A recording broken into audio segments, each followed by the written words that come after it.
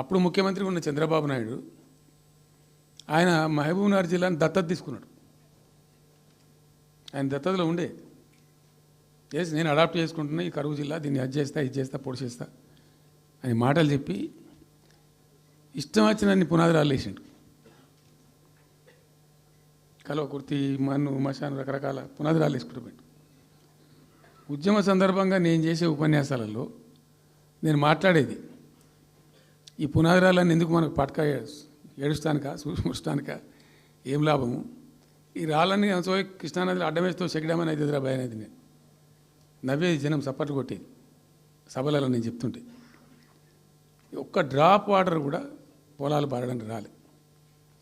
తత్ఫలితమైంది net result. What was the net result?